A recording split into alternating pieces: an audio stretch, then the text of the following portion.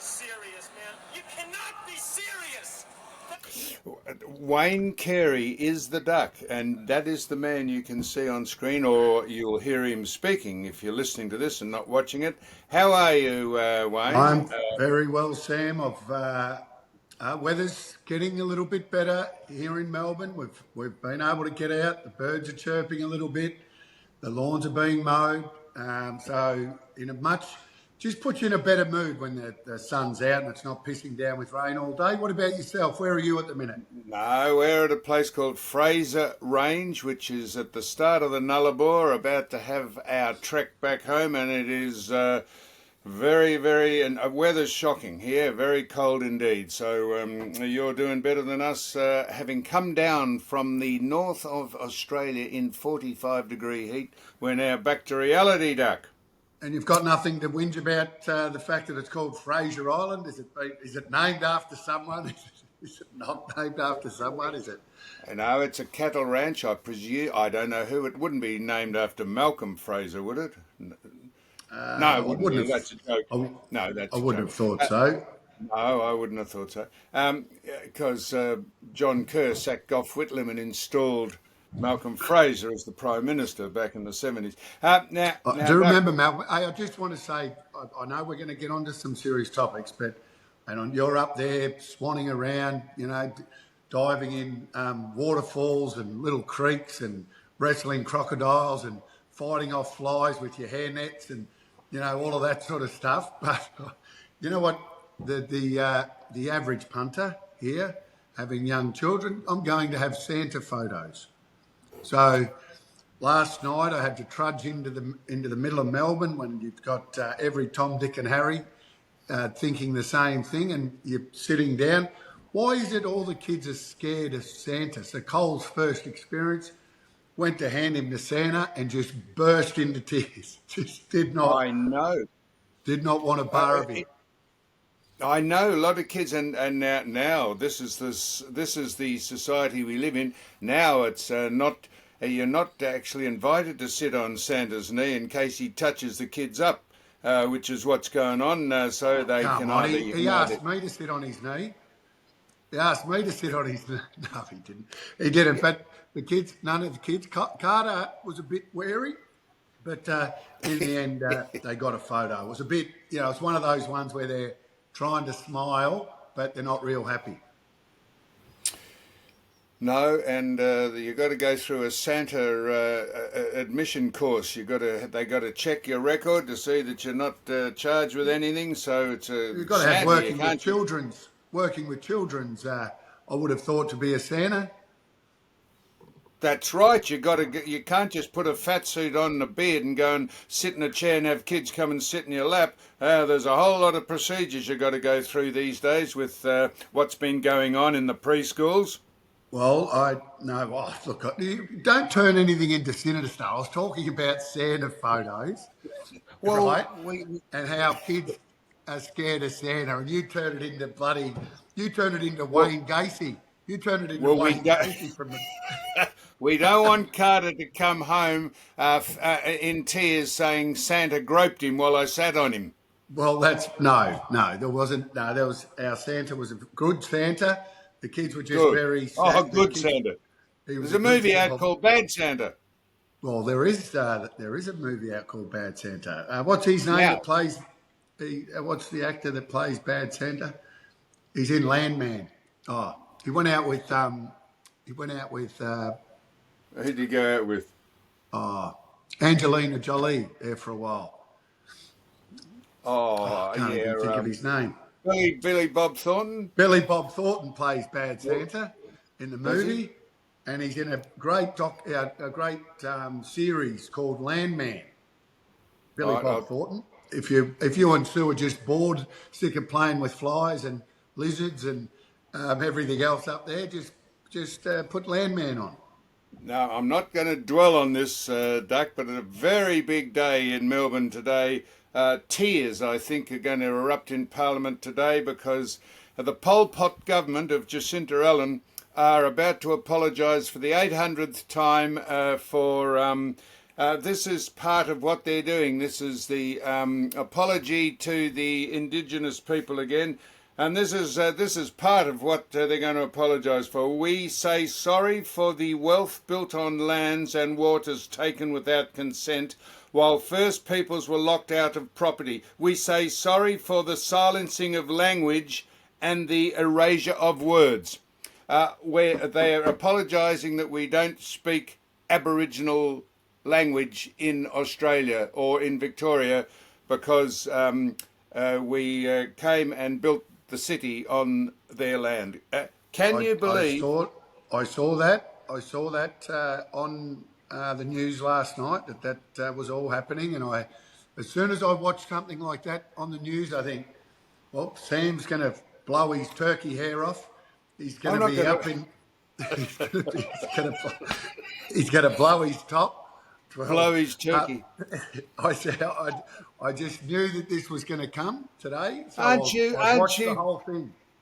Aren't you gobsmacked at the complete irrelevancy of what is going on there?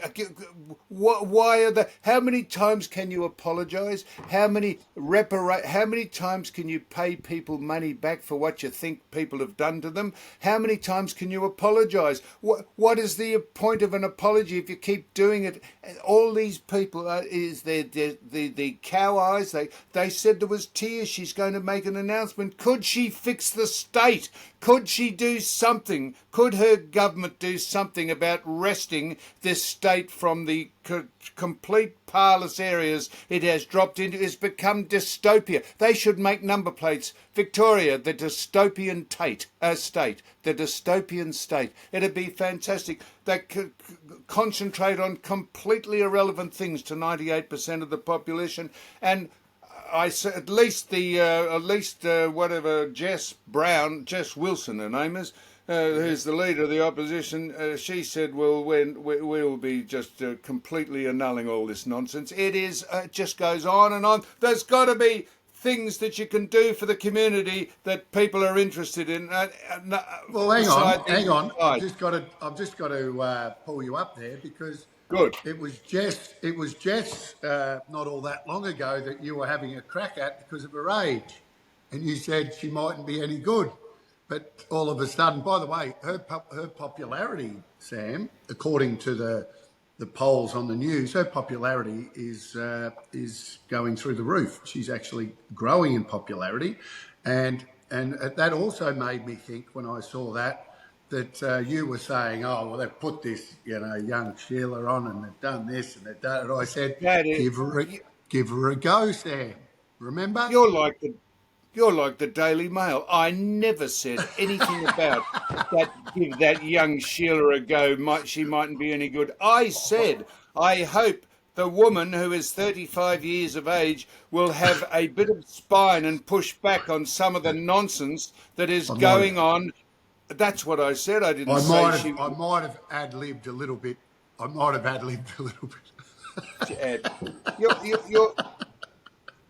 like but I tell you what is going on in that state regarding all that nonsense. Well, I tell you what. So the last 2 nights, remember I bought up the e-scooters a few weeks ago. So there was another 14-year-old that died. Riding an e-scooter, hit a car. I'm telling you now, the rules have got to be changed. I'm seeing nitwits, kids riding down the street here. Last night I went around a roundabout, 3 kids zoomed straight through. I missed them by that much purely because they just shot off of a footpath onto the road. It is. They have to change the rules. And the other thing that's happened here, Sam, and I'm sure you're across it, and this should be null and void. We shouldn't even be talking about this, given they put out those machete bins. Is the amount that they're talking, the police that they're putting on at all the shopping centres around Melbourne. It is just becoming. Well, it's becoming. You wouldn't want to. I mean, talk about Christmas shopping. I tell you what, you're taking your life into your own hands, trying to go and find a bit of Lego. Well, this is why the Pol Pot government, the Allen government of Victoria, should concentrate on those things, making it safe for people to go about their business rather than getting them tied up with draconian crap that no one is interested in, that Yes. only pleases the cow eyes and the feigned indignation of people who have got nothing better to do because they're incompetent. They're Well, boorish. I think people would believe that there are more important things to get done, given how much this is becoming a problem. It's been a problem for a while, but it seems like it's growing and growing and growing, and people are fearful. And I know the news are, the news are scaremongers, and we know that what they do, and we know that they put on all this stuff to try and scare people. I don't know, but if you were to believe what you turn on the news every night, then it is just becoming worse by the day. You should believe what's going on. The lack of law and order in that state and at that particular city that, as I say, Pol Pot's running, it is disgraceful. And that just highlights the nonsense they're about to carry on with in Parliament today about apologies, reparations. How many times can you do it, and how many times can you blame people who have had nothing to do with any of this for 200 years ago? It is mindless nonsense, and it's just deflecting from the fact that they are incompetent in what they're elected to do by the general population of the state. Now, Duck. Yes. I want to tell you, there's a reason I'm saying to this.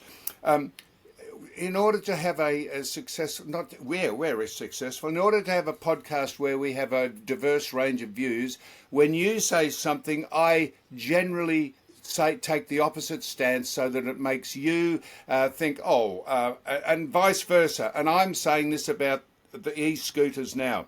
Why should the whole of why is Melbourne or anyone why are we suddenly, who is allowing people to ride e-scooters on the road? Their parents, are they? Or who gives... No, correct. The parents are doing it, but they're allowing it because it's legal right now. So it's not just Victoria, it's all around the country. But so you're allowed to buy a scooter, an electric scooter, or an electric motorbike from overseas, put it together, and it goes from 0 to 70 in the click of your fingers, right? So, and they're allowed to ride them on the roads like you are a normal push bike. So you're allowed to ride on the road on a push bike. I think that kids, especially at a young age, should be on a bike track, not on a road, but they're allowed. They're not wearing, most of them aren't wearing helmet. They're basically riding a motorbike, Sam. That's the speed that these do, and they're actually quicker than a motorbike off the mark because they're actually electric. Yes. Correct. So they're becoming a danger to themselves. They're becoming a danger to cars, and they're becoming a danger to pedestrians and everyone around them. And I'm not just talking about 14-year-old kids as well. I'm talking about the dingbats that deliver our food for Uber Eats and other companies that do a similar thing. Those dingbats fly up the footpath while you're walking along there too, with their big box of Kentucky Fried on the back of it, delivering it to someone up the road. I mean, it is. There's just got to be rules around it. They should be. You should have to do some sort of license to ride one. They can't be able to go to a certain speed. I mean, I'm sounding like a bit of a grandma here, but I do have kids that are around that age, and they're all wanting one because right now they're still legal. They've got to be made illegal. No, you're not sounding. You're sounding very responsible, Duck, and this is one against my point. Instead of the government standing there weeping about what someone did to a group of people 200 years ago and apologising, how about they either you ban, so you can go with your credit card, can't you, and get one of those lime green scooters and ride? Those you can, yeah. No, I'm talking, but kids can just go. I know what you're talking about, but so you're saying they shouldn't be allowed to be ridden on the road or the footpath. So where do you ride them? Well, you've got to be a certain age to ride them, Sam. So I'm seeing 10-year-olds, 11-year-olds, 13, 14-year-olds riding the scooters, far too young, especially to be on the road, especially to be riding something going so fast, not putting a helmet on. And then on top of that, the e-scooters, which is a motorbike, kids the same age riding basically motorbikes on the road, flying and doing 60, 70 kilometres an hour. So, for the sake of a few people and a few people who have been killed or have died from doing it, for the sake of all that, we ban the whole thing because the parents can't control their kids or they keep buying them these bikes. So everyone suffers because no one can, their parents can't control who rides them. Well, once again, and we talk about this all the time, and it's just called common sense. Your kids at up to the age of 16, if they haven't done some type of learner's permit, that meaning road rules, etc., then you shouldn't be riding a scooter motorbike, e-bike. You shouldn't be riding that on the road when you haven't done some sort of permit to ride on the road. Okay. Now, Duck. And the internet gets banned today, I think, Sam. The internet. It does. Not the internet. Sorry, not the internet. Facebook or social media. Yeah, no, certain social media gets banned today. But how's that going to work out, do you reckon? How are they going to police that? Well, that's exactly right. How are they going to police that? But we're leading the world, and people are watching us from the other side. Yes, of the world. the woke Australia are leading the world on social media. What a joke! That is a joke. Now, Duck, once again, the Daily Mail are our greatest promoter. They love to put in stuff that we do on this podcast. What have we done lately? Well, let me tell you. There's a little grub, a little skunk who pinches our stuff and other people's stuff and puts it on his. I've mentioned this before. He used to call it footy conversations, but I think other people who've had their stuff pinched have got onto Facebook or got onto X or whatever it's called, and he's now changed his name. He keeps changing his name to Duck to keep ahead of the people who want to ban him for pinching our stuff and everyone else's. Well, the Daily Mail picked up about what. Now, you know who Mitch Brown is? Mitch Brown is Mitch Brown's the guy that came out and said he was bisexual. Bisexual. And now Mitch Brown said this about us, about when we had a discussion about the awful football, the AWFL. And he said, openly bisexual footy star makes extraordinary claim after Sam Newman and Wayne Carey made comments about women's sport. Now, before I read on, I'll cut you some slack. You never made any defamatory comments about women's sport. But it goes on to say, this is in the Daily Mail, and thank you so much for the Daily Mail. They're our best advocate, the Daily Mail. They think they're slagging us, but they're not. They're giving us a leg up. Footy star Mitch Brown has taken a shot at Sam Newman and Wayne Carey over the harmful criticism of the AWFL, arguing that being being respectful is the starting point for violence against women. He's saying that me saying that the awful football, being disrespectful about it, is harmful and is starting to point for violence for women. Who wrote that? Who wrote that? Well, who wrote that is the Daily Mail. What's the person's name? In the Daily. Hey? What's the person's name? Yeah, Mitch Brown? By Andrew Prentice. Andrew Prentice. Andrew Prentice. Well, he sounds like an apprentice. Well, no, but it's not Andrew Prentice's fault for writing that. It is Mitch Brown who. So Mitch Brown's commented on it, has he? Fancy taking someone seriously when they can't decide if they like girls or boys. Maybe Mitch should do himself a favour instead of being judgmental, because that's why he didn't come out earlier, because he thought people might be judgmental of him. Maybe Mitch should go and have a listen to what I said and what you said, and That make his own judgment and not sit there and go off the back of little Andrew Apprentice and believe everything that he reads, because that wouldn't but be wise. But that is the point of this, Duck, is that you didn't.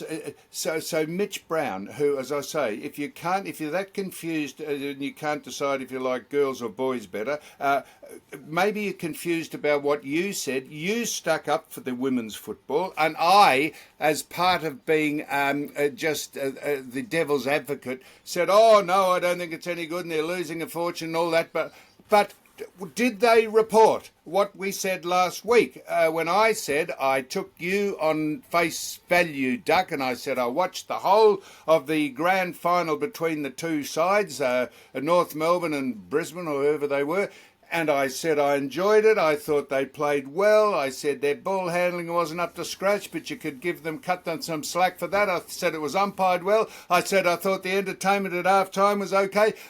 I said I was entertained, and I thought they played the game how I liked it to be played, albeit a little skills not up to great scratch. But I said, when you've only been playing it a minute in your life, what can you expect? Now, I said that last week. Yep, no, I concur. You did. You're very complimentary about the grand final. You said you enjoyed the game. You love the way it was played, the courage, everything else. So anyway, let's be honest. If we're worried about what Mitch is no, I saying, wonder or if Andrew, I wonder if the Apprentice. bisexual man will come out and say that, and say, "Oh, I jumped the Well, he gun a should. bit." Well, I didn't Well, jump the gun. Mitch should be a little more. Should be better read, and maybe given an apology for saying that, because he's wrong. But now you want Yes. to stop this, Sam, and do two 20-minute halves. So we're at 22 minutes. All right. I wasn't going to actually make that a public sort of thing that I was just going to say we'll come back. No, We'll I just, know. Well, we don't have to make it public. We'll keep going. No, I wasn't going to say. I wasn't saying we didn't have to say publicly that we're going to do 20 minutes. I would have just said to you, "Well, Duck, look, why don't we have a break and we'll come back?" That's all I was going to say. Okay. Sam, why don't we have a break? I'll have a water and we'll come back. Right, and while you're gone, Duck, just think about our friend Wendell Saylor, who went berserk. He ran out into the middle of the traffic at 8 o'clock one evening, holding cars up, waving and shouting, and the coppers came down. He resisted arrest, and they put him in the slammer. And I was wondering if he's a great friend of yours. I was wondering if you'd spoken to him. He's a good man, Wendell. I might, while I'm having this break, I might give him a buzz. Reach out to him and ask, is he still incarcerated? And we'll get on to someone else. No, he's a good man. Yes. Righto, well, we'll come back. I've got other important things to speak to you about. Yes.